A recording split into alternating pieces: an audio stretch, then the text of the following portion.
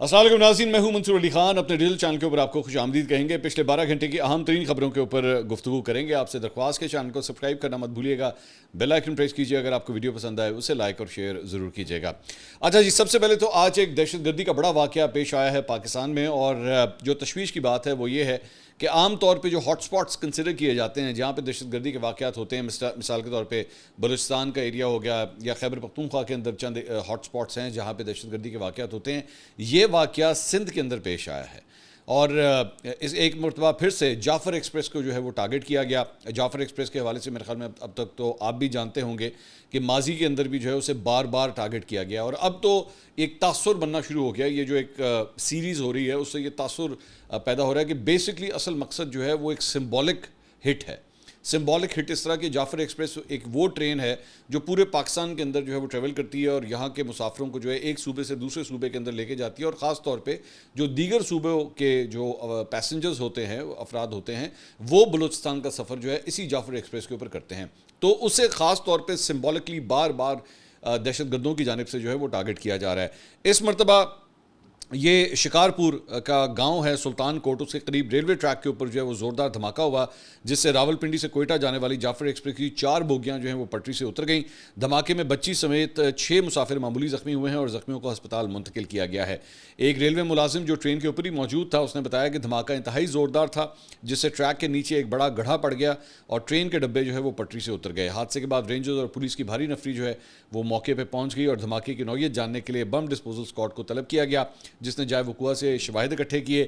Division superintendent railway کے مطابق متاثرہ ٹریک کی مرمت کا کام شروع کر دیا گیا ہے اور ٹریک کی مرمت میں 8 سے 10 گھنٹے تک لگ سکتے ہیں۔ اور دوبارہ وہی ہوا ہے، سیم پیٹرن بالکل وہی ہوا ہے کہ دوبارہ جعفر ایکسپریس کو جب ٹارگٹ کیا گیا تو انڈین ٹیلی ویژن چینلز کے اوپر جو ہے وہ اس کی پوری کوریج شروع ہو گئی، اور انڈین جرنلسٹ نے بیٹھ کے جو ہے اس ایک واقعے کو جو ہے سب نے ٹویٹس وغیرہ کرنا شروع کر دیں۔ وہ آدتیہ راج کول جو را کا ایک بڑا فرنٹ فیس جرنلسٹ ہے، اس نے بھی بیٹھ کے جو ہے اس کی ساری ویڈیوز وغیرہ جو ہے یہ آپ کے سامنے اسکرین پہ آپ دیکھ سکتے ہیں، اس کو ٹویٹ وغیرہ کیا۔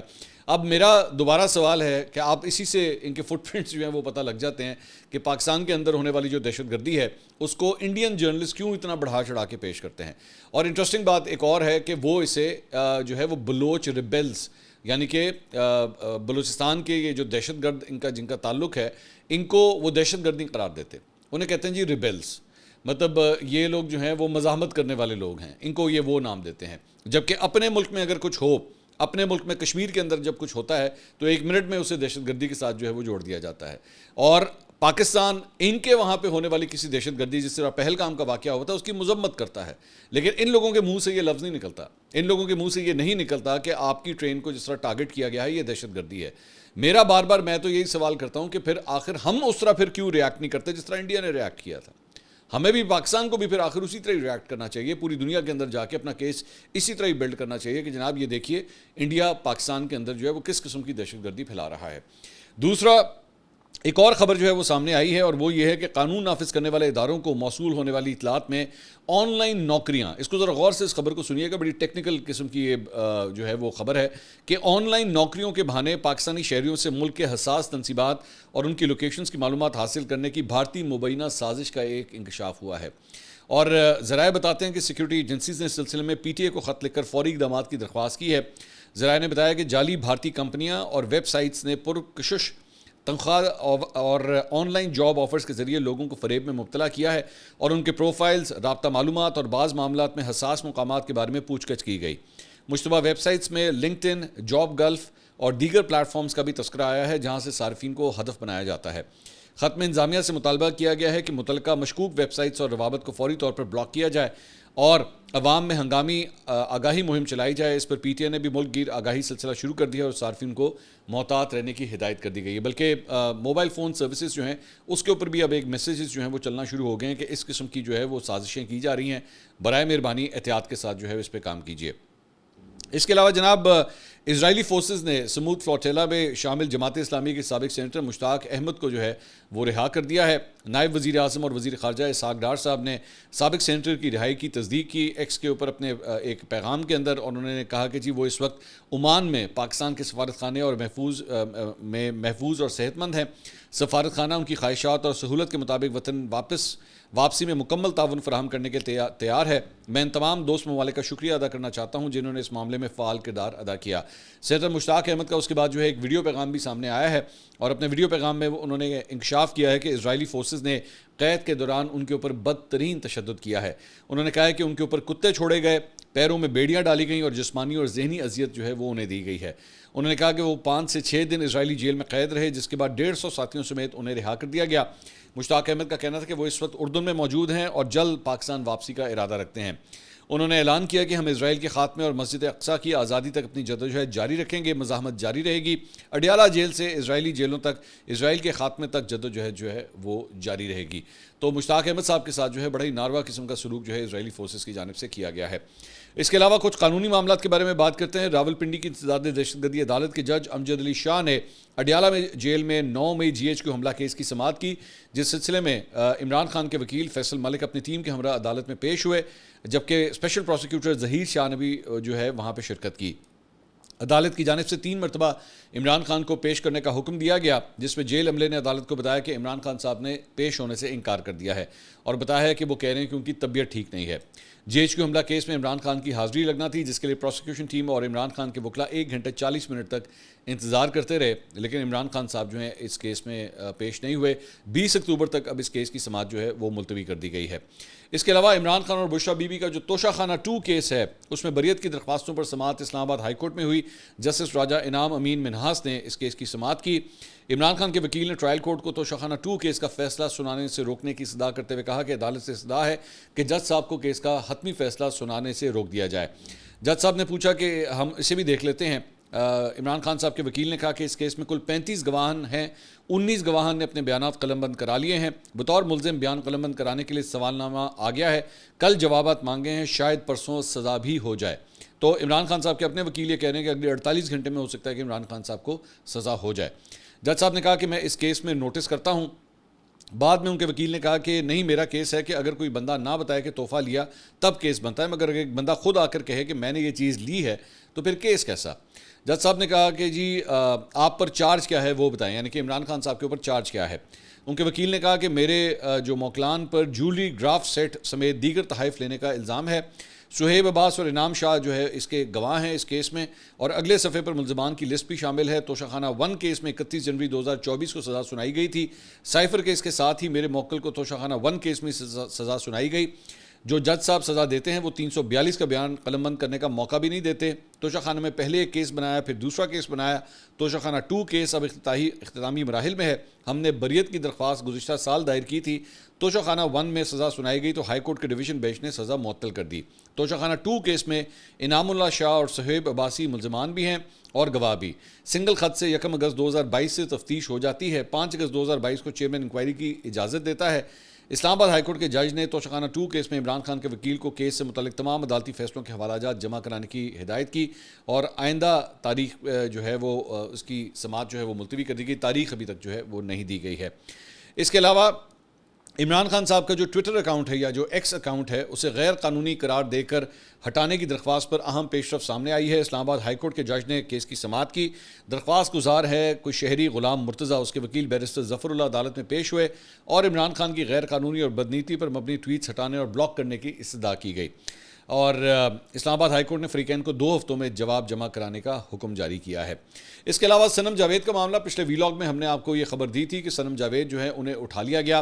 میں نے اس وقت آپ کو یہ کہا تھا کہ ہو سکتا ہے کہ اگلے 24 گھنٹے میں ان کی گرفتاری کہیں پہ شو کر دی جائے، جس طرح ان کی بہن کو اسلام آباد سے بتایا جاتا ہے کہ گرفتار کیا گیا تھا، لیکن بعد میں 24 گھنٹے کے بعد جا کے پتہ لگا کہ لاہور کے اندر جو ہے ان کی گرفتاری جو ہے وہ NCCI نے ظاہر کر دی ہے، اور اس کے بعد لاہور میں اب اس وقت ان کا کیس چل رہا ہے اور وہ اس وقت ریمانڈ کے اوپر ہیں۔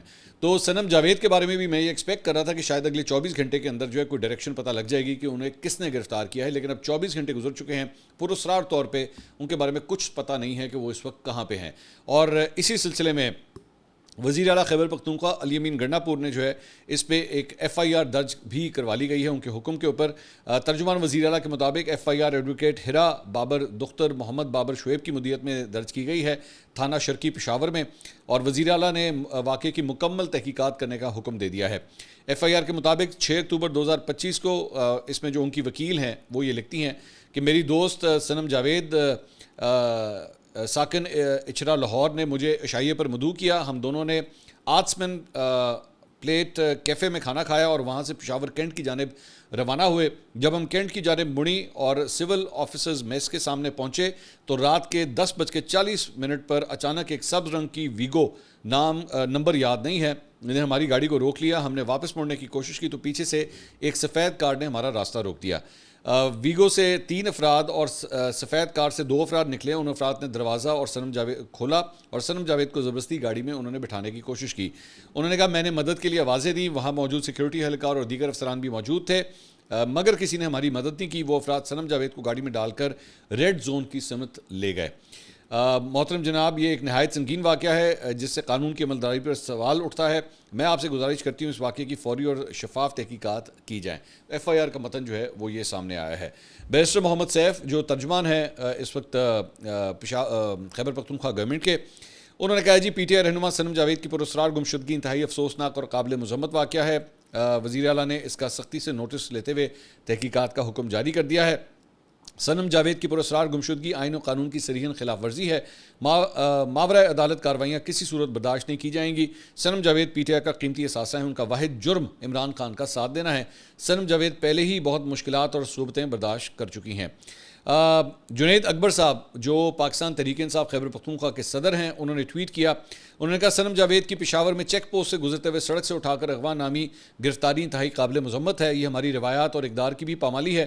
صنم جاوید کے اغوا پر اس گندے کھیل کے تمام کرداروں کو یہ پیغام ہے کہ یہ تحریک رکے گی نہیں, یہ جدوجہد تھمے گی نہیں اور حقیقی آزادی کی جدوجہد جاری رہے گی. صوبائی حکومت اپنی پوزیشن واضح کریں. کیوں صوبے میں پی ٹی آئی ورکرز محفوظ نہیں؟ اس واقعے پر آئی جی خیبر پختونخوا کو اسمبلی بلا کر وضاحت طلب کرنی چاہیے. عمران ریاض صاحب نے جو سینئر ایک جرنلسٹ ہیں, یوٹیوب پہ اپنے ولاگز بھی کرتے ہیں, انہوں نے ٹویٹ کیا. انہوں نے کہا میں ایک بار پھر بتا دیتا ہوں کہ جب مجھے 2024 میں سوات سے اٹھانے ایجنسیوں کے لوگ آئے تو ان کے ساتھ خیبر پختونخوا کے سرکاری ملازمین بھی تھے. بہت پہلے کہہ چکا ہوں کہ گرفتاری یا اغوا سے بچنے کے لیے کوئی بھی خیبر پختونخوا حکومت پر بھروسہ نہ کرے. تو خیبر پختونخوا حکومت تو پاکستان تحریک انصاف کی ہے. مطلب عمران ریاض صاحب یہ کہہ رہے ہیں کہ پاکستان تحریک انصاف کی حکومت پہ بھروسہ نہیں کرنا چاہیے. تو اگر پاکستان تحریک انصاف کی حکومت پہ بھی بھروسہ نہیں کرنا تو پھر کون سی حکومت ایسی بچی ہے پاکستان کے اندر جس پہ بھروسہ کیا جائے؟ مطلب عمران ریاض صاحب کی اپنی ایک رائے ہے اور ظاہری بات ہے وہ جو الیکشنز ہوئے تھے اس کے بعد فارم 47 کی گورنمنٹ کہتے ہیں, اور میرے خیال میں مطلب وہ جس طرح یہ الیکشنز ہوئے تھے اس میں تو کوئی ڈاؤٹ نہیں ہے کہ اس کے اوپر بہت سے سوالیہ نشان ہیں. تو ایک پاکستان تحریک انصاف کی حکومت تھی, عمران ریاض صاحب نے اس کے بارے میں بھی اب یہ فرمایا ہے کہ اس پہ بھی بھروسہ جو ہے وہ نہیں کیا جا سکتا, جو کہ گنڈا پور صاحب کی گورنمنٹ ہے. لیکن باقی سارے لوگ تو اس کے اندر پی ٹی آئی کے کیبنٹ کے اندر شامل ہیں نا, لیکن اس کے بارے میں بھی وہ کہہ رہے ہیں کہ ان پہ بھی بھروسہ نہیں کیا جانا چاہیے. جرنلسٹ ہیں شاکر روان جو پی ٹی آئی کو کئی سالوں سے کور کرتے ہیں, انہوں نے ایک ٹویٹ کیا. انہوں نے کہا جی صنم جاوید کے بعد ایک اور بڑی گرفتاری کا امکان ہے. ایف آئی اے مشیر برائے اینٹی کرپشن وزیر اعلیٰ خیبر پختونخوا بریگیڈیئر مصدق عباسی اور ڈائریکٹر اینٹی کرپشن کو گرفتار کرنے پشاور پہنچ چکی ہے. روزنامچے کے مطابق مصدق عباسی وزیر اعلیٰ ہاؤس میں قیام پذیر ہیں. انہیں سی ایم ہاؤس سے گرفتار کرنے کے لیے پشاور پولیس کی مدد حاصل بھی کر لی ہے. یہ سب تب سے تیزی سے ہو رہا ہے جب سے اینٹی کرپشن الیکشن دھاندلی کی تحقیقات کر رہا ہے. تو اب ایک اور گرفتاری متوقع ہے اکارڈنگ ٹو شاکر روان صاحب. اچھا جی, اس کے علاوہ انصار عباسی صاحب نے اس سلسلے میں ایک پی ٹی آئی کے حوالے سے ایک سٹوری دی ہے. انہوں نے کہا جی پی ٹی آئی کے اندر اس وقت حیرت کی لہر دوڑ گئی جب جیل میں قید عمران خان نے اچانک قومی اسمبلی اور سینٹ میں نئے قائد حزب اختلاف کے تقرر کی ہدایت کر دی. حالانکہ پارٹی کو امید تھی کہ عدالتوں سے عمر ایوب اور شبلی فراز کو کی نااہلی کے مقدمات میں جلد انہیں ریلیف مل جائے گا. الیکشن کمیشن نے 9 مئی کے مقدمات میں سزا کے بعد عمر ایوب اور شبلی فراز کو ان کی نشستوں سے ڈی سیٹ کر دیا تھا. پارٹی کی قانونی ٹیم نے یہ فیصلہ عدالت میں چیلنج کر رکھا ہے اور سینئر رہنماؤں کے مطابق انہیں مثبت فیصلے کی امید تھی. پارٹی کے بیشتر اراکین اسمبلی کا ماننا تھا کہ اگر عدالت نے ای سی پی کا فیصلہ قدم قرار دیا تو عمر ایوب اور شبلی فراز خود بخود اپنے عہدوں پر بحال ہو جائیں گے, اس لیے نئے تقرر کی ضرورت نہیں ہے. پی ٹی آئی ذرائع نے بتایا کہ پارٹی رہنماؤں نے کچھ ہفتے پہلے جیل میں عمران خان سے ملاقات کر کے انہیں یہ مشورہ دیا تھا کہ وہ نئے قائد حزب اختلاف کے تقرر کو قانونی عمل مکمل ہونے تک مؤخر کر دیں. اس وقت عمران خان نے خاموشی اختیار کی جس سے یہ تاثر ملا کہ وہ اس تجویز سے متفق ہیں. تاہم کئی ہفتوں کی خاموشی کے بعد عمران خان نے دوبارہ اپنا اصل فیصلہ دہرایا اور پارٹی کو ہدایت کی کہ فوری طور پر نئے تقرر کیے جائیں, جس نے رہنماؤں کو حیران کر دیا. ایک ذرائع نے کہا کہ نئے تقرر کر کے خان صاحب یہ ظاہر کر رہے ہیں کہ پارٹی عدالتی نتائج سے قطع نظر اپنی سیاسی چالیں جاری رکھے گی. اس کے باوجود یہ فیصلہ پی ٹی آئی کی پارلیمانی صفوں میں بے چینی اور اختلاف رائے کا باعث بن گیا ہے, جہاں کئی رہنما اسے قبل از وقت اور غیر ضروری سمجھتے ہیں, خاص طور پر اگر عدالت جلد ہی پارٹی کے ان رہنماؤں کے حق میں فیصلہ دے دیتی ہے۔ انہوں نے کہا کہ ہمیں امید تھی کہ ای سی پی کا فیصلہ کسی بھی وقت کالعدم قرار دیا جا سکتا ہے۔ ایک سینئر رہنما نے کہا تو پھر اندرونی اختلاف اور الجھن پیدا کرنے کی کیا ضرورت تھی؟ پارٹی کے بانی چیئرمین بخوبی جانتے ہیں کہ دونوں ایوانوں میں غیر پی ٹی آئی ارکان کو قائد حزب اختلاف بنانے پر پارٹی کے اندر تحفظات موجود ہیں۔ میرے خیال میں نے پچھلے ویلاگ کے اندر اس کا ذکر بھی کیا تھا کہ پارٹی کے اندر بڑی اسٹرانگلی یہ رائے پائی جاتی ہے کہ ہمیں یہ 2 سیٹیں جو ہیں وہ کسی دوسری جماعت کو نہیں دینی چاہیے، ہم سب سے بڑی جماعت ہیں اپوزیشن کے اندر، یہ سیٹیں ہمیں رکھنی چاہیے۔ لیکن بہرحال یہ عمران خان صاحب کا فیصلہ ہے، ان کے فیصلے کے آگے پی ٹی آئی کے اندر آخر بول کون سکتا ہے۔ اس کے علاوہ پاکستان پیپلز پارٹی اور نون لیگ کی جو ایک کشتی چل رہی ہے اس کا آج جو ہے ایک اور راؤنڈ ہوا۔ آج 2 مختلف جو خواتین تھیں ان کی جانب سے پریس کانفرنسیں کی گئیں۔ عظمہ بخاری صاحبہ نے جو ہے وہ گفتگو کی گئی۔ عظمہ بخاری صاحبہ نے جیو کے پروگرام میں جو ہے اس کے اوپر روشنی ڈالی، جبکہ پلوشا خان صاحبہ پیپلز پارٹی کے رہنما انہوں نے بھی جو ہے ایک بڑی لمبی چوڑی پریس کانفرنس اس پہ کی۔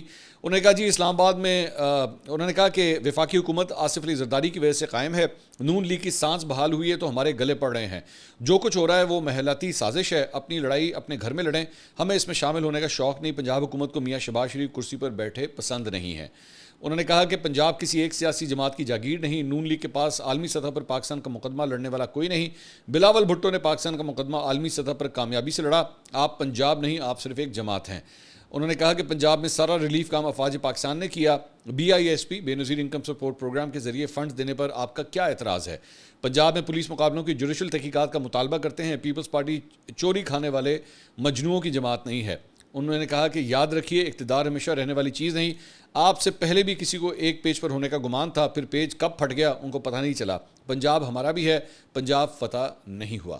تو یہ مطلب پیپلز پارٹی کی جانب سے جو ہے وہ بڑی سویر قسم کی یہ پریس کانفرنس آج ہوئی ہے۔ البتہ ایک اور خبر کے مطابق محسن نقوی صاحب، ہم نے پہلے بھی ذکر کیا تھا، ان کو یہ ٹاسک دے دیا گیا ہے آصف علی زرداری صاحب کی جانب سے کہ اس معاملے کو جو ہے وہ ریزالو کروائیے، پیپلز پارٹی اور نون لیگ کے درمیان یہ جو چپکلش چل رہی ہے، اور اس سلسلے میں ان کی جو ہے وہ رابطہ ہوا ہے آصف علی زرداری کا اور محسن نقوی صاحب کا، دیکھتے ہیں کہ وہ اس سلسلے میں جو ہے وہ کیا کر سکتے ہیں۔ اس کے علاوہ جناب سپریم کورٹ میں جسٹس امین الدین کی سربراہی میں 8 رکنی آئینی بینچ نے 26ویں آئینی ترمیم کے خلاف دائر درخواستوں پر سماعت کی، اور اس میں لائیو سٹریمنگ کی درخواست جو ہے وہ منظور کر لی گئی ہے، اور اب اس کیس کی سماعت جو ہے وہ لائیو آپ کو یوٹیوب پہ دکھائی جائے گی۔ اس سے پہلے چیف جسٹس جو سابقہ چیف جسٹس تھے قاضی فائز صاحب، ان کے دور میں جو ہے وہ لائیو سٹریمنگ ہوتی تھی کیسز کی، اب دوبارہ سپریم کورٹ کی جانب سے یہ حکم دیا گیا ہے کہ لائیو سٹریمنگ کو جو ہے وہ دوبارہ ایکٹیویٹ کیا جائے، کم از کم اس کیس کی حد تک۔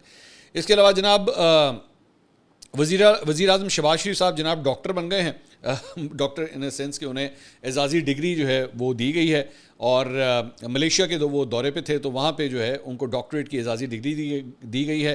بین الاقوامی اسلامی یونیورسٹی ملیشیا نے کوالالمپور کیمپس میں منعقدہ ایک تقریب میں وزیر اعظم شہباز شریف کو جو ہے قیادت اور طرز حکمرانی کے شعبے میں فلسفے کی اعلیٰ اعزازی ڈگری جو ہے وہ عطا کی ہے۔